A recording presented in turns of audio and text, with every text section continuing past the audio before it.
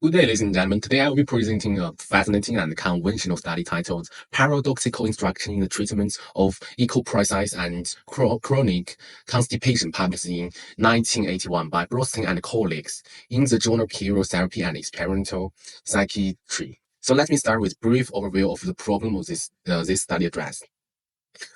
Ecoprecise, as known as fecal soling, is a condition in which children typically over the age of 4 repeat pass stool in appropriate places. It's often linked to chronic constipation, and both conditions can have profound emotional, social, and psychological consequences for children and their families. Traditional treatments such as laxatives, scheduled toileting, or behavior rewards are sometimes ineffective, especially when anxiety and emotional stress is involved. So this arises a critical question: what do we do when conventional intervention fails? So can we approach the problem from a completely different angle? This study I'm presenting offers a creative, counterintuitive answer. It explores the use of paradoxical instruction, a technique where the children is actually told not to perform the desired behavior. In this case, defecation. So this surprising approach turned a traditional behavior therapy on its head, and we will see it worked remarkably well. So let's now look at what the research actually did. So this study focused on a single participant, a 9-year-old boy referred as Timmy P. He has been struggling with chronic constipation and daily equilibrium for over 4 years. Despite multiple prior treatments, including laxatives and even hypnosis, nothing had worked. So what made this case particularly challenging was the role of anxiety. Timmy experienced intense pressure around toileting, especially from his parents, who would often require him to stay in bathroom until he defecated. This pressure, the research believes, contributed to a vicious cycle of performance anxiety, failure, and further avoidance. To break this cycle, the researchers implemented a single case ABAB reversal design, a gold standard in behavioral intervention studies. The design consists of 4 phases. Baseline A1. For the 3 week, Tim's toilet behavior was monitored without any intervention. The treatment phase B1. Timmy was instructed to go to the bathroom every hour, sit on the toilet for 5 minutes, and pretend to have bowel movements, but was specifically told not to actually defecate. At the same time, all parental pressure was removed. Withdrawal. A2. After 2 weeks treatment, the intervention was paused to see if the symptom would return. And the retreatment B2, the paradoxical instruction was reinstated, this time with fading component, gradually decreasing the frequency of bathroom visits to build independence. The results were striking. During the baseline one team, average 6.7 soling incidents per week and only 0.7 appropriate bowel movement. In the first treatment phase, soling dropped to 0 and appropriate toilet increased to 4.3 times per week. When the treatment was within during phase A2, symptom particularly returned 5.0 soling incidents per week. Reintroducing the treatment in phase B2 once again eliminated soling entirely. And perhaps most impressively, a 1-year follow-up showed that Tim had maintained his progress with no soling and for a successful bowel movement during the monitor week. So now let's take a closer look at the strengths and limitations of this study. First, the strengths. Researchers used a well-established ABAB reversal design, which is ideal for demonstrating causal relationship in behavior research. The clear patterns of improvement during treatment phase and relapse during withdrawal strongly suggest that the intervention itself caused the change. Second, the study was well structured. The methodology is clearly described, and the results are supported by visual data, making the findings both transparent and compelling. However, this study also has several important limitations. Perhaps the most notable is that all data were collected by Timmy's parents without any independent verification. This raises the possibility of bias or inaccuracy, especially if the parent has a vested interest in seeing the treatment success. Other concern is lack of mechanism analysis. While the paradoxical instruction was clearly associated with positive outcomes, we don't know whether the key factors was the instruction itself, the remote parental pressure, the repetition of bathroom visits, or a combination of all 3. So finally, this study is based on the just one participant, so its external validity is limited. We can't assume that the same approach would work for other children without further replication. So what could future research do build on these findings? First, future studies should include independent observe or objectives measured to increase the reliability of the data. Second, the component analysis could help determine whether the paradoxical instruction to reduce the parental involvement or something else was most critical to success. Third, the replication with more participants is essential to assess whether this approach is effective across different children contexts. Finally, it may be valuable to explore whether paradoxical instruction is more effective for certain subtypes or of equal processes, such as anxiety-driven cause, whereas more sociological ones. So despite its limitation, this study lays strong foundation and open door for innovative local treatment grounded in pure science. So reflecting on the study, I found that it's really challenging some of my assumptions about what make a treatment effective. At first, ideal paradoxical instruction, asking a child to go through the motions of use the toilet, but deliberate tell him not to defecate feels completely counterintuitive. In the most interventions, we are told to reinforce the design behavior directly, but here, research did the opposite, and it worked. The technique often called prescribing the symptom was something I had previously associated more with psychodynamic or strategic therapies and not behavior analysis. But things applied within a behavioral framework supported by data and structure help me understand how powerful such an approach can be, especially when the score issue performed anxiety. It's also uh, dependent my appreciation for single case experiment design. I used to think that large scale randomized control trials were the only gold standard, but this study showed how careful structure ABAB design can proceed clear causal evidence, especially in clinical setting where individualized approach are necessary. Most importantly, it remains means that effective therapy isn't just about analyzing the system, it's about understanding the function of those symptoms. In this case, the child's solving wasn't just a period issue, it's a reflection of a deeper emotional cycle, and intervention work because address that circle, not just a period. This has definitely influenced how I think about clinical problem solving, less about controlling behavior and more about understanding why the behavior is happening in the first place. So to conclude, this study by Burstein and colleagues shows that the practical instruction can be a simple, effective, and side effect-free intervention for the equal process, particularly when anxiety is part of the cycle. Although it's based on single cases, study offers valuable direction for further researchers and highlights the needs to explore criteria, individualized solutions in clinical practice. It also demonstrates the flexibility and depth of the behavior therapy, how understanding the function behind the behavior can lead us to unexpected yet remarkably effective intervention. And as the study stress, sometimes is the best way for to stop pushing so hard and do the opposite. So thank you. Today, I'm reviewing a single case study that evaluated a multi-state behavioral intervention sequence applied to an 11-year-old child with secondary echoprasis. The treatment sequence involving the structured 6-stage process successfully eliminated stalling accidents and increased appropriate bowel movements. The study also analyzed the role of the home environment's accessibility in the intervention. This article practically reviews the advantages of the behavioral intervention sequence and the proactive impacts of the home environment, suggesting the need to refine and extend treatment approaches. Here is the outline of my presentation. I'll start with the conceptual framework, followed by discussing the research methodology and procedure of the case study. Next, I will provide a critical review highlighting strengths and areas for improvement. Then I'll address limitations and further research possibilities. Finally, I will summarize the main points in the conclusion. This review focuses on a single case study assessing the effectiveness of a behavioral treatment sequence for an 11-year-old male child with secondary echoprasis. The study sought to determine whether changes in secondary echoprasis were associated with intervention protocols rather than uncontrolled factors like maturation or emotional factors. It also explores the extent to which the home environment contributes to trait infancy. Secondary echoprasis is defined as the echotience of feces after at least 1 year of fecal contains, and it's often linked to the psychological or physiological disturbances.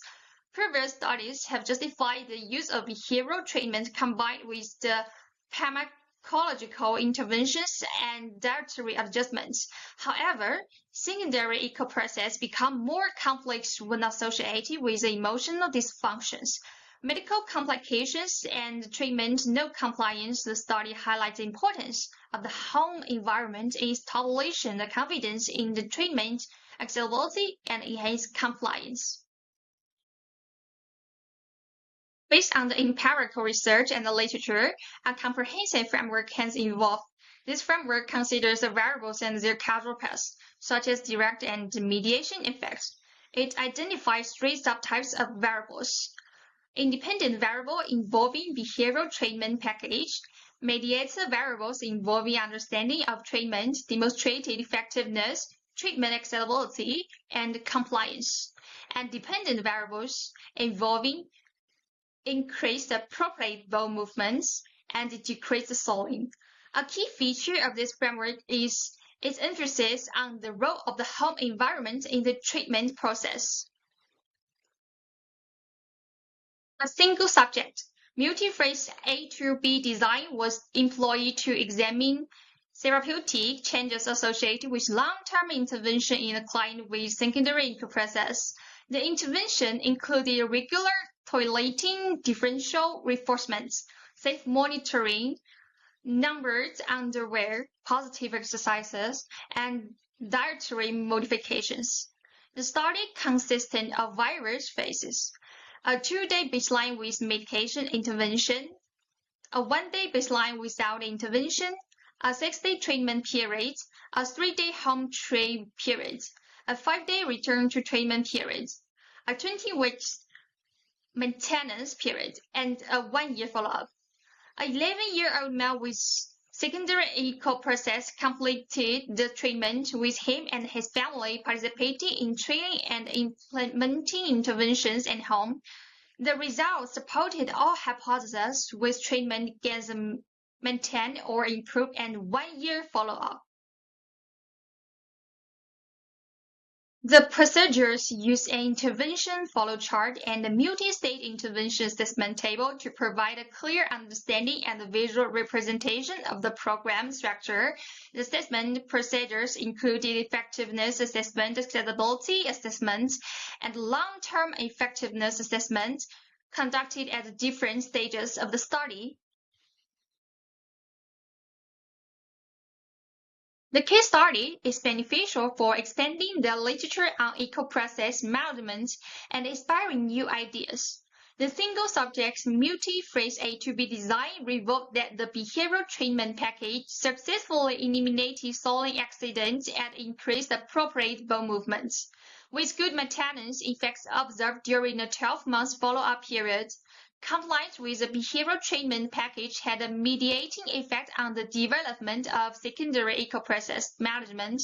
The study selected an 11-year-old participant named John based on the specific criteria, including meeting the diagnostic criteria for secondary echo process, lack of improvement from standard medical suggestions, family willingness to participate in data collection, and sufficient cognition and communication abilities. The study assessed the inter-observer agreement in each stage, showing consistently high reliability rates. The research identified 5 reasons for the justification of the single case study, including extending theory, addressing gaps in the empirical literature, potential significance to patients, suitability of research design and methodology, and recommendation for further research.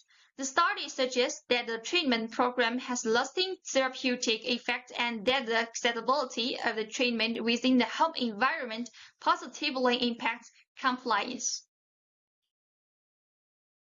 The case study has limitations, such as the inability to identify which specific components of the treatment played a decisive role in the overall efficacy of whether it was merely a placebo effect.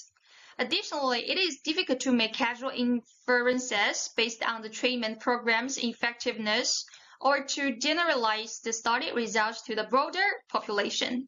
Future studies could consider combining quantitative case study in design with the quantitative case study finding to maintain a methodological rigor and formally assess the children's and the parents' acceptance of behavioral intervention measures. To sum up, this article presents a detailed review of a case study aimed at enhancing the management of secondary eco-process by investigating the role of the behavioral treatment package and home environment in eliminating soiling accidents and increasing appropriate bowel movements in an 11-year-old male. The review emphasizes the importance of literature and gives that guided the study, including the theoretical and conceptual framework of the single case study. The article advocates for the use of single case studies to extend series literature and views in the realm of the secondary eco-process management and suggests that further investigation is needed to understand the infancy of the specific components that benefit compliance with intervention regimens and positive treat outcomes. I think that's all of my presentation. Thank you for your attention. Hello, today I will presenting a case study titled A Case Study Anchorpratic Adolescent with Multiple Problems, published by Roberts and Oettingen in 1979 in the Journal of Clinical Child Psychology. Here is the information of citation. The subject is a 40-year-old boy named Mark who has suffered from anchoprasis for 7 years. In addition to chronic fecal retention, Mark showed several social anxiety, limited assertiveness, academic challenges, and poor behavior self-regulation. Period medical and behavioral intervention had failed, and his family initially reluctant to participate. This study focused on applying a multi-component behavioral treatment and address both bowel control and psychosocial functioning. The purpose of this treatment are demonstrate how integrated behavioral strategy can resolve complex adolescent anchoprasis and emphasize the importance of treating the whole individual, not just the symptom. Mark had a long history of fecal retention, often going several days or weeks without a bowel movement. His emotional profile included high social anxiety and low self-efficacy. Academically, he struggled with poor study habits and lack of motivation. Earlier treatments, mostly medical, provided temporary relief at best. The intervention spans 7 months and combined inpatient and outpatient phases. It began with medical stabilization using enemas, suppositories, and oral mineral oil. Once physical symptoms were managed, the treatment incorporated progressive muscle relaxation, self-management training, and social assertiveness skill development through behavioral rehearsal. This approach was highly collaborative. Mark helped set goals and took ownership of his progress. Parental involvement grew over time to support behavior tracking, homework routine, and emotional support at home. By the end of the program, Mark had gained full control over his bowel habits, experienced reduced anxiety, and improved both academically and socially. A 6-month follow-up confirmed sustained improvement. This case study is notable for its comprehensive, person-centered approach. It goes beyond symptom-focused treatment by targeting anxiety, self-management, and interpersonal skills. The stepwise strategy, beginning with physical stabilization and evolving into psychological training, help ensure early success and long-term engagement. However, limitations exist. Being a single case design, it lacks generalizability. The absence of standard standardized outcome measure or control group means that specific treatment effect can't be isolated with certainty. The subject, Mark, was articulate and motivated, treated not shared by all adolescents with similar issue. Also, family involvement, while present lack formal structure and social cultural factor were not addressed. In conclusion, Roberts and Ortega's cases study offers a compelling demonstration of how a structured, multi-component behavioral intervention can effectively treat chronic endocrinosis in adolescents, especially when emotional and social impairments are involved. By focusing on not only on physical symptoms but also on anxiety, social competence, and self-regulation, the intervention led to durable, generalized improvement.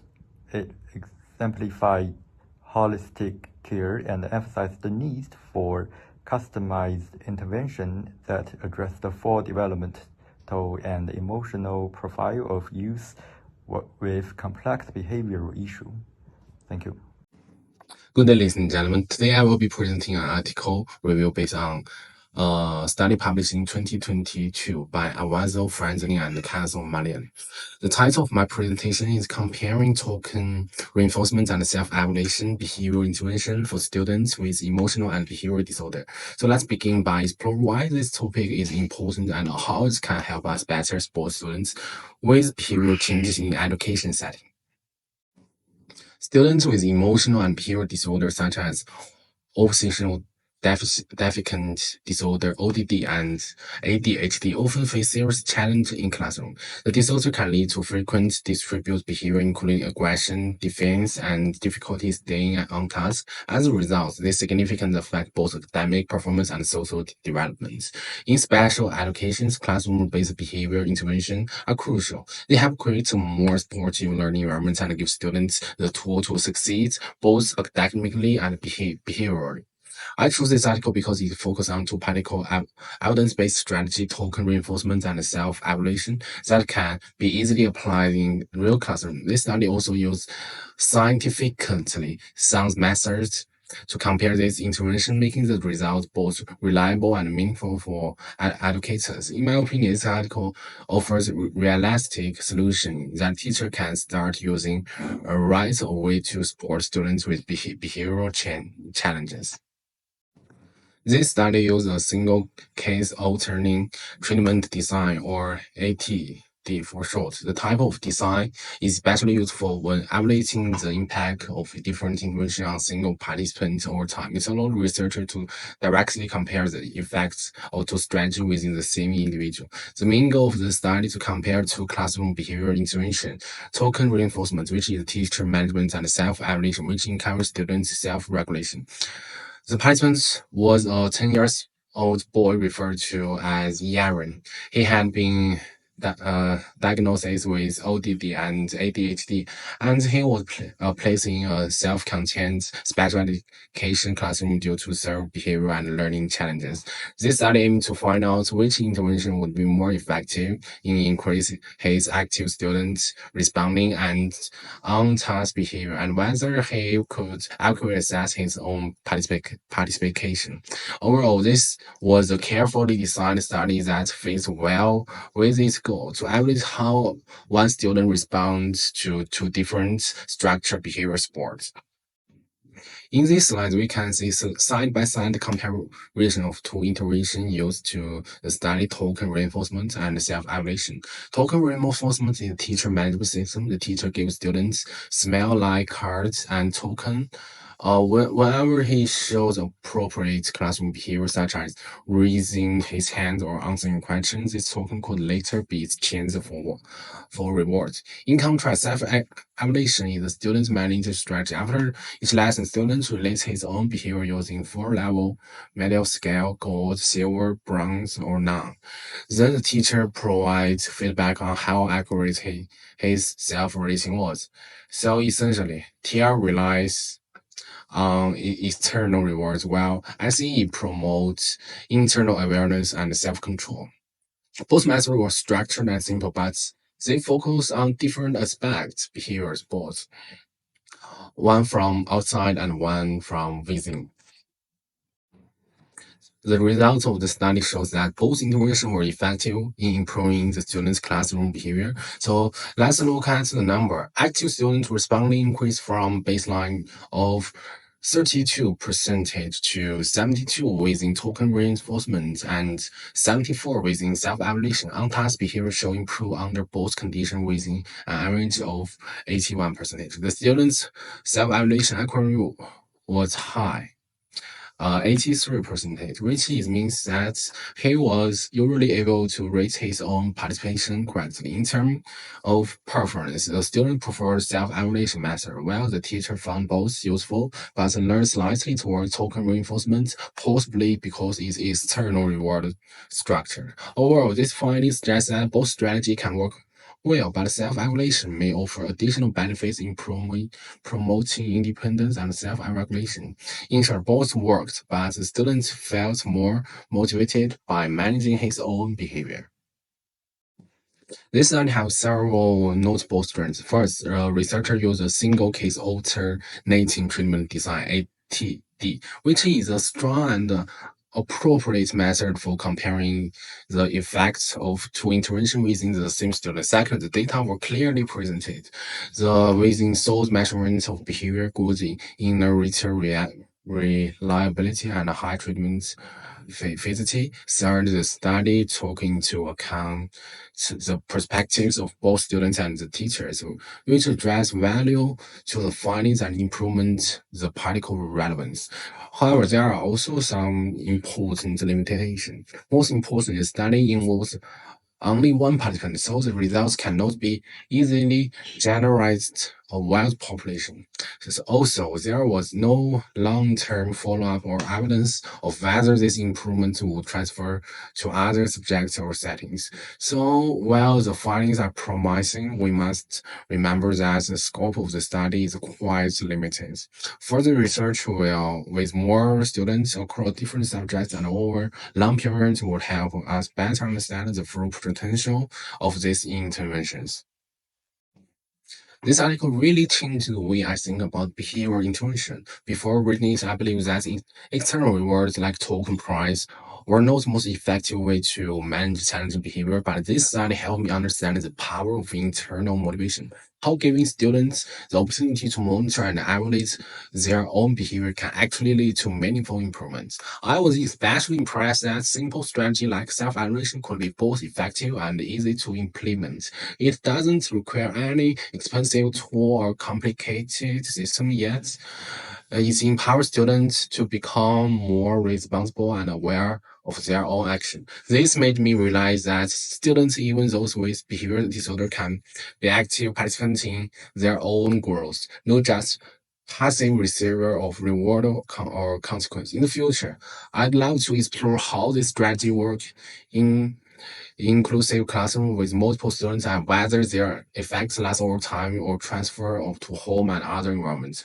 Overall, this article not only gave me new academic knowledge, but also inspired me to think more deeply about how to support students in a way that builds their independence and self-regulation. So to conclude, this study clearly shows that both token reinforcement and self-regulation are effective strategies for improving classroom behavior in students with emotional and behavioral disorder.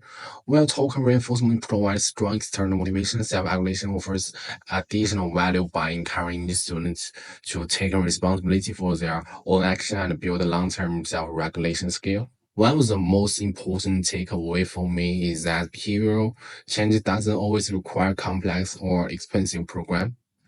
Even small, well-structured intervention like giving out tokens or asking students to reflect can make a big difference when used consistently. This study sends a powerful message. Meaningful improvements in students' behavior can start with simple practical steps. I believe that educators should be encouraged to try this evidence-based strategy in real classroom and adapt them to fit their students' needs. Overall, this research is a strong reminder that even in challenging environments, positive change is possible, and sometimes it starts with just one student and one thoughtful intervention.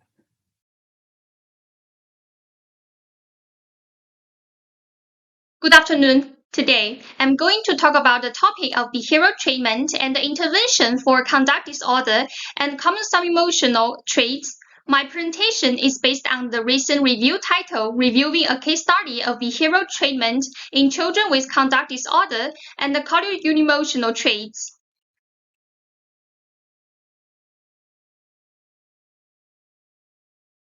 Here is a brief overview of today's presentation structure, covering the introduction, research methods, results, discussion, suggestions, and conclusions.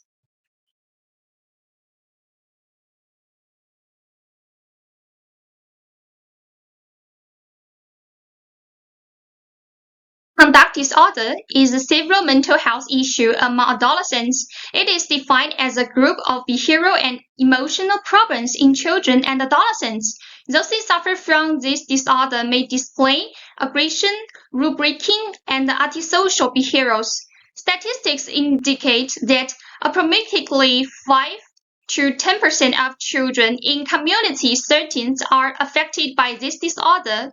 Within this group, some children also exhibit some emotional traits, such as a lack of empathy and guilt.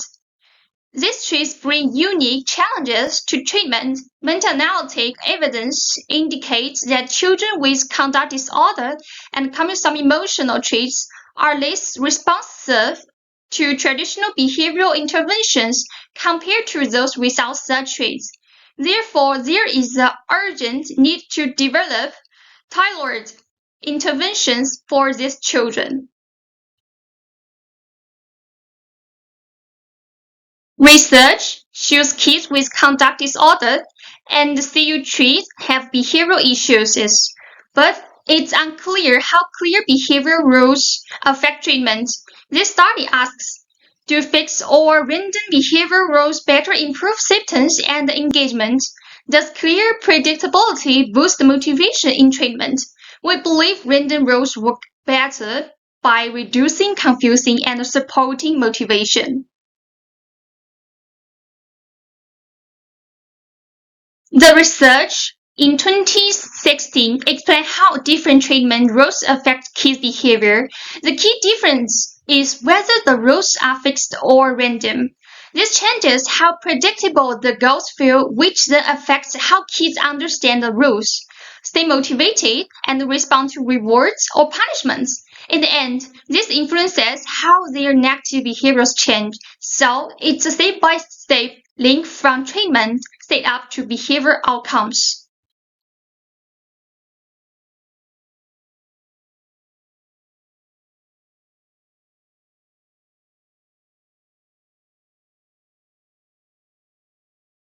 The review highlights several methodological innovations in behavioral interventions. This study looked at how two different ways of setting treatment goals, fixed various random criteria, affected runs behavior during a summer day treatment program using an alternative treatment method. Behavioral interventions for conduct disorder typically rely on contingency management, which emphasizes the positive reinforcement, consistent consequences, and skill building. However, emerging case studies suggest that these strategies needed to be adapted to meet the specific need of children without conduct disorder and cognitive-emotional traits.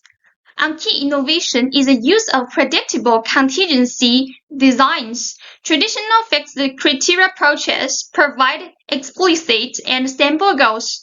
Leveraging these children's sensitivity to predictable contingencies. For example, in the summer trade program, a children named Run exhibited fewer disruptive behaviors under fixed criteria compared to the randomized criteria. Conversely, randomized criteria paradigms may undermine their engagement.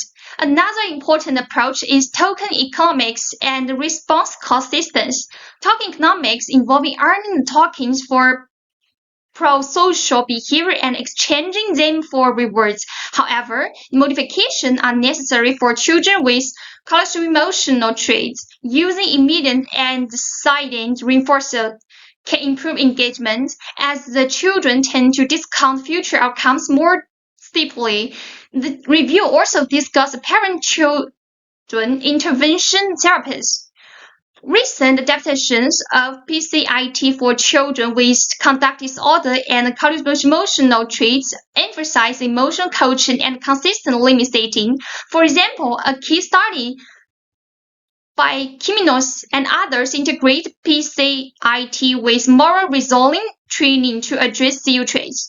Parents were coached to label emotions, model empathy, and provide contingent price for the pre-social acts.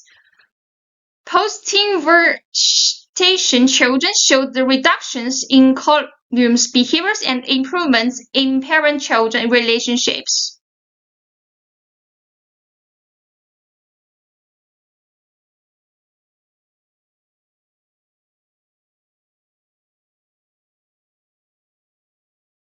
The review also points out some key findings and mechanisms. For example, interventions targeting specific behavior can lead to significant short-term improvements. Neurobiological research reveals that children with conduct disorder and emotional traits exhibit hypoactivation in brain regions related to reward processing and emotion regulation. Furthermore, the comorbid ADHD can complicate the treatment outcomes. However, there are also limitations in current research. Many case studies, like control groups, rely on small samples and fail to account for contextual variables. Interventions often combine multiple components, making it difficult to determine which elements drive change.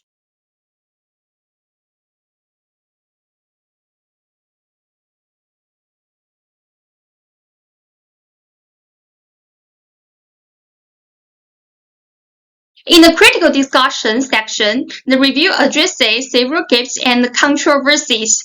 Existing frameworks inadequately explain why these children respond inconsistently to contingents. Emergency risk proposed CU trees reflect a deficit in affiliative motivation rather than more columnuses. Interventions targeting attachment security or prosocial bonding may offer novel pathways for engagement. The review also discusses ecological validity, noting that laboratory-based interventions often fail to generalize to real-world settings. Hybrid models combining the clinic-based interventions with parent coaching and school consultations may enhance the ecological validity.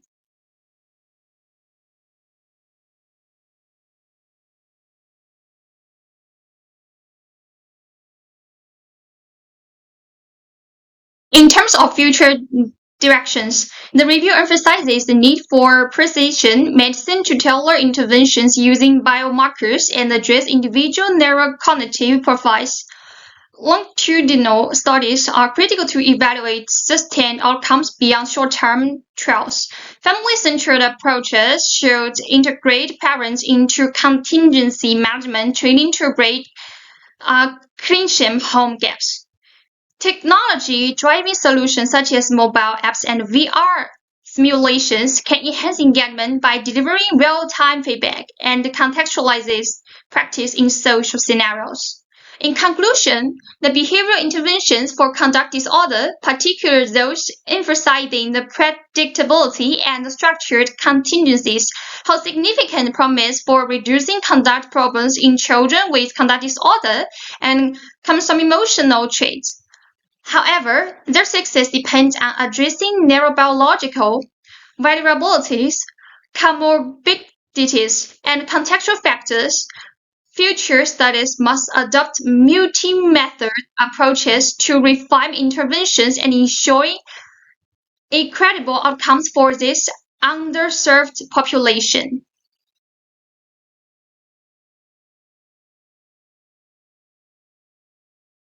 Thank you for your attention. Hello, I'm presenting a case study titled Adapting Parent, child interaction therapy to treat several conduct problems with Carlos on emotional traits by Kimonis and Armstrong, published in 2012 in Clinical Case Studies. Here is the information of citation. Conduct disorder is one of the most challenging childhood behavior disorder, especially when it is accompanied by Carlos on emotional traits, like lack of empathy and shallow affect. These traits make children less responsive to typical discipline or emotional feedback. This case involved Luke, a 5-year-old boy with diagnosis of ODD, ADHD, and late conduct disorder. He had a long history of aggression, defiance, and emotional detachment. Past treatment, including medication and school-based plan, had failed. His mother and teacher rated him as having extremely high aggression, hyperactivity, and emotional problem. The intervention used the adapted version of parent-child interaction therapy, or PCIT, which is a structured, evidence-based program. It was tailored to help with both Luke's behavior and his emotional detachment. There are 3 goals of the adapted PCIT. One is to reduce oppositional and aggressive behavior. The second is to enhance warmth and parenting consistency. The third one is develop emotional insight and social reciprocity. There are 2 phases in the PCIT. Child-directed interaction, which is called EDI, and the parent-directed interaction, which is called PDI. The total of 18, there are 18 of PCIT sessions, and they continue ADHD medication. In the first phase, called child-directed interaction, Luke's mother learned to follow his lead in play and use specific skills like praise, reflection, and imitation to build emotional connection. She was also told to avoid criticism, comment, or question. Several misbehavior led to ending the play session. Luke and his mother completed 7 one-hour CDI sessions and daily home practice. His behavior improved. His ECBI scores dropped from 89 to 74 in intensity and from 75 to 59 in program rating. In the second phase, parent-directed interaction, which called BDI, Luke's mother learned to give clear command and apply timeouts for non-compliance. They completed 11 one-hour PDI sessions. While Luke's overall behavior score stayed high, he showed improvement at a specific point. A token economy system and booster session were later added to support long-term change. The treatment outcome is behavioral improvement and parental changes and sustainability, like reduced aggression, oppositionality, emotional withdrawal. He had more cooperative and emotional responsive. For the parental changes, he reduced stress, improved consistency. This is a 6-month follow-up. He maintained no return to baseline behavior. This case study showed that adapting an evidence-based behavioral therapy like PCIT can help reduce conduct problem and emotional detachment in young children with CU traits. A big strength of this intervention was its flexibility. It adapted emotional focus tools like visual emotion cues and warm, nonverbal interaction. On top of standard PCIT, the team also addressed the plan mid-treatment by adding a token system when progress slow. This shows strong clinical thinking. But the study has limitations. It only focuses on one child, so the finding may not apply to others. The behavior rating comes mostly from the parents, which could be biased. There were no teacher report after treatment to see if the school behavior changed. and no physiological measure like stress or attention test were used, which could add more insight. Still, this case gives us a good example of how structured behavior therapy can be adapted for emotionally complex children. In conclusion, this case showed that PCIT, when adapted thoughtfully, can reduce both behavioral problems and emotional detachment in a young child with CU trait. The treatment helped Luke become less aggressive, more emotionally connected, and more cooperative. His mother also felt less stressed and more confident as a parent. Even though it's just one case, the results are promising. They suggest that the behavior trait can work well if it's flexible and include emotional teaching, especially for children who don't respond to a typical method. More research is needed with longer group and more follow-up data. But this case gave us a strong foundation to future work. Thank you.